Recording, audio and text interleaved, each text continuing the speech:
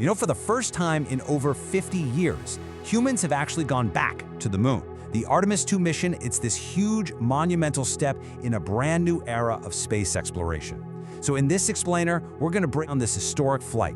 Everything from the incredible crew who made history to the groundbreaking science that's really going to shape our future. But it all kicks off with one really big question. Okay, let's just address the elephant in the room right away. It's a question you hear constantly, and you know what? It's a fair one. With so many urgent issues right here at home, why are we spending billions to just fly around the moon? It's a question that really challenges the whole idea of space exploration itself. And here it is. This is the core answer that really frames this entire explainer. The drive to explore space has never really been just about what's out there. It's always been fundamentally about what that journey does for us, right here. The technology, the new perspective, the sheer inspiration, it all comes back home. So, let's start right there with that idea.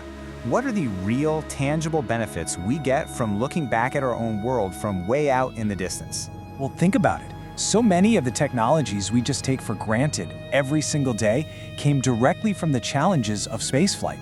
I mean, the satellites that track climate change and give us those super accurate weather forecasts, they exist because we needed to monitor our planet.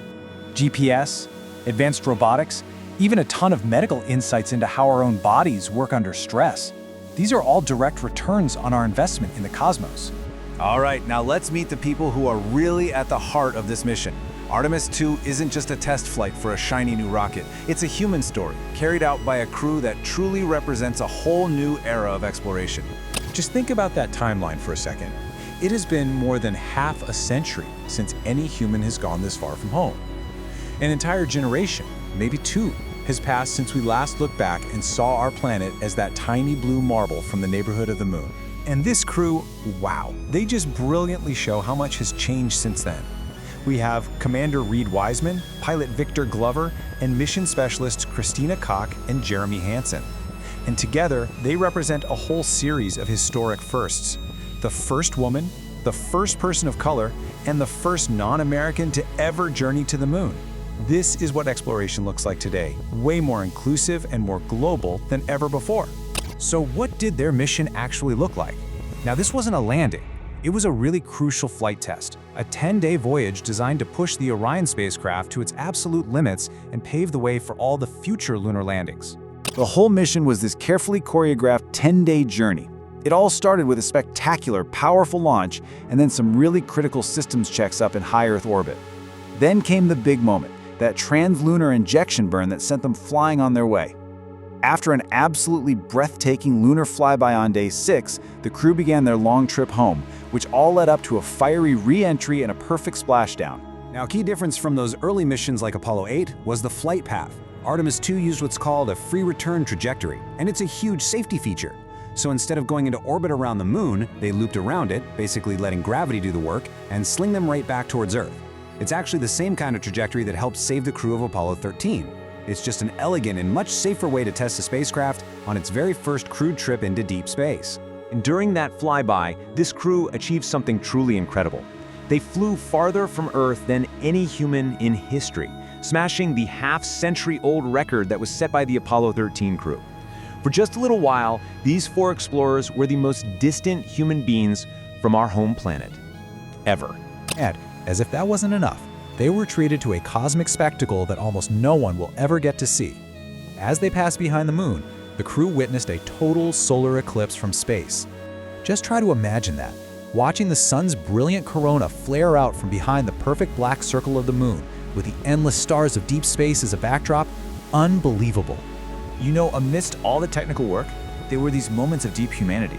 The crew named their Orion capsule Integrity, and during their flyby, they also named 2 craters, one for the spacecraft and another, Carol, which was a really moving tribute by Commander Reed Wiseman to his late wife. It's just a reminder that even at the farthest reaches of space, these journeys are so deeply personal. Okay, now for what is, without a doubt, the most dangerous part of any mission to the moon, coming home. The return to Earth is this violent, high-stakes maneuver where there is absolutely zero room for error. Now, there was a major engineering puzzle that had to be solved before this flight could even happen. During the uncrewed Artemis I test, the heat shield wore away in some unexpected ways. So engineers dug in and discovered that as the material got superheated, trapped gases were actually causing it to chip away. The solution wasn't a total redesign, but a really clever change in how they flew the capsule. They just made the re-entry angles steeper. This shaved precious seconds off the time the capsule spent in that intense heat, and it solved the problem.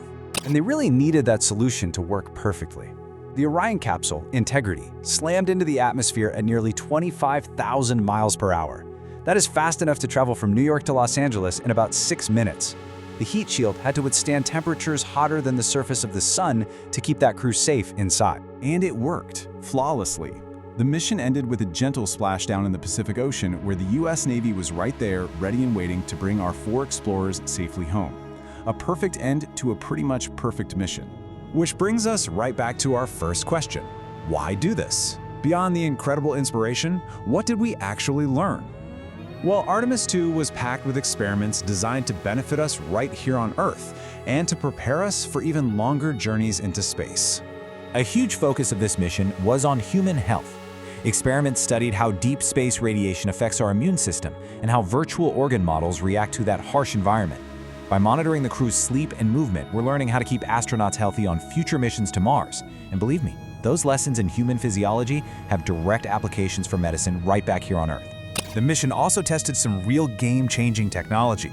This O2O system uses lasers instead of radio waves to send data, and it offers incredible speeds. And this isn't just for sending cool videos from the moon. It's the foundation for faster, more efficient communications for everyone, using systems that are smaller, lighter, and way more powerful. And this brings us back full circle. Every single challenge we solved to survive in space, from creating better life support to developing high-speed communications, ultimately creates solutions that improve life on Earth. It is an investment in our future, not a distraction from our present. So, Artemis II was the final dress rehearsal. It proved we can get back to the moon safely. The next step, Artemis III, is the one that will put human boots back on the lunar surface. For the first time in over half a century, we are going back not just to visit, but this time with the goal of staying. And that leaves us with the ultimate question. Once we are a two-planet species, what will we become?